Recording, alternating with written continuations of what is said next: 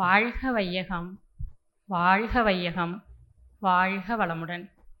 குருவே துணை, குரு புகழ் வளர்க. அனைத்து நிலை ஆசிரியர் பெருமக்களுக்கும் இனிமையான காலை வணக்கங்கள்.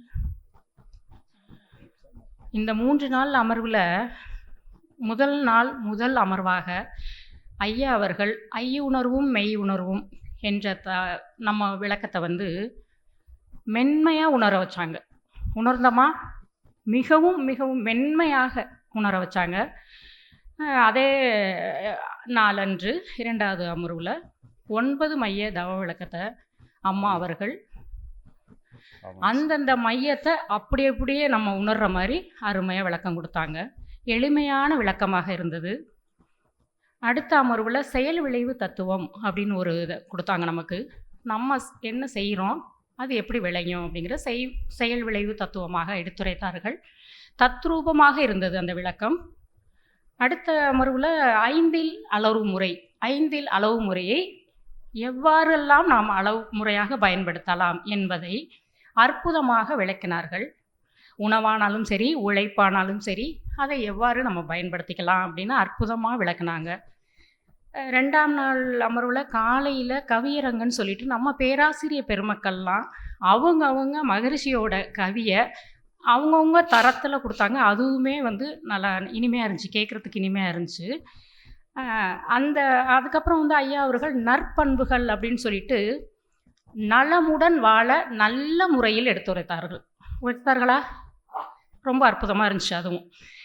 அடுத்த அமர்வில் ஐயா அவங்க கருமைய தூய்மை அப்படிங்கிற விளக்கத்தை கருத்துடனே பதிய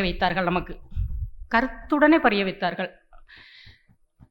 அதே இதில் விவாத மேடைன்னு சொல்லிட்டு நம்ம பேராசிரியர் பெருமக்களை முழுமை பெற எளிய வழி தியானமாக தியானமே கர்மயோகமேனு 2 நிலை பேராசிரியர்களும் நல்ல விவாதமாக கொண்டுட்டு போனாங்க. அதுவுமே நல்லா தான் இருந்துச்சு கேட்குறதுக்கு. உங்களுக்கெல்லாம் போர் அடிக்காமல் இருந்திருக்கும்னு நினைக்கிறேன்.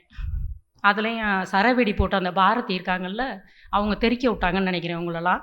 அது கொஞ்சம் சிரிப்போடு நீங்கள்லாம் இருக்கட்டும், கொஞ்சம் உற்சாகமாக இருக்கட்டுங்கிறதுக்காக அப்படி பேசி விட்டாங்க. ஏதாவது தவறாக இருந்தால் மன்னிச்சுக்கங்கம்மா. ஐயா மன்னிச்சுக்கங்க ஐயா. கொஞ்சம் உங்களை உற்சாகப்படுத்துறதுக்காக தான் அப்படி பேசுனாங்க, வேறு ஒன்றும் இல்லை. என்ன சொல்ல வராங்களா? தூங்கிட்டு இருக்கமா? இல்லை, கொஞ்சம் தலை சாஞ்சிச்சு. அந்த கர்மயோகமே அப்படின்னு பேராசிரியர்கள் பேசும்போது சில பேரோட தலை அப்படி லைட்டாக போச்சு. அந்த நேராக தலையை கொண்டு வர்றதுக்கு தான் அந்த பாரதி அப்படி தெறிக்க விட்டாங்க. வேறு ஒன்றும் இல்லை, பயந்துராதீங்க. அவங்களும் சாஃப்டானவங்க தான். ஏன்னா நிறைய தியானம் பண்ணி பேராசிரியர் வந்திருக்காங்கல்ல, அவங்களுமே சாஃப்டானவங்க தான். பயந்துராதீங்க யாரும். வாழ்க வளமுடன். அடுத்து பேராசிரியர் இந்த கவியரங்கத்தை முடித்ததுக்கப்புறம் பேராசிரியர் நற்பண்புகளை முடிச்சுட்டு திரும்ப அடுத்த நாள் பதிவில் தவ விளக்க தத்துவம் அப்படின்னு சொல்லி கொடுத்தாங்க. செயல் தத்துவம், 5 அளவு முறை எல்லாமே அற்புதமாக இருந்துச்சு. நம்ம ஒன்றையும் தனியாக நம்ம என்னாலுமே படித்தவங்க தானே, அதனால் புதுசாக விளக்குறதுக்கு ஒன்றும் இல்லைங்க. இன்றைய அமர்வில் துரியாதீத தவ விளக்கம் அப்படிங்கிறத துல்லியமாக நமக்கெல்லாம் விளக்கம் கொடுத்தாங்க ஐயா அவர்கள். சுவாமிஜியின் தரமான தயாரிப்புகளை நம்பகமான நம்மளாம் நம்பகமான பிராண்டுகள், அந்த ஐயாவோட தரமான தயாரிப்புகளை கொண்டு போய் நாம் தான் அனைத்து தர மக்களுக்கும் பயன்பெறும் வகையில் எடுத்துரைத்து நல்வழிப்படுத்துவோம் என கூறி அருளரங்க மேடையில் அடியெடுத்து வைக்க வாய்ப்பளித்த ஸ்மார்ட் இயக்குனரக அனைத்து நிலை இயக்குனர்களுக்கும் இணை இயக்குனர்களுக்கும் என் பேச்சை அமைதியாக கேட்டுக்கொண்டிருக்கிற அனைத்து நிலை பேராசிரியர் பெருமக்களுக்கும் நன்றி கலந்த வணக்கங்களை தெரிவித்துக் கொள்கிறேன். நன்றி.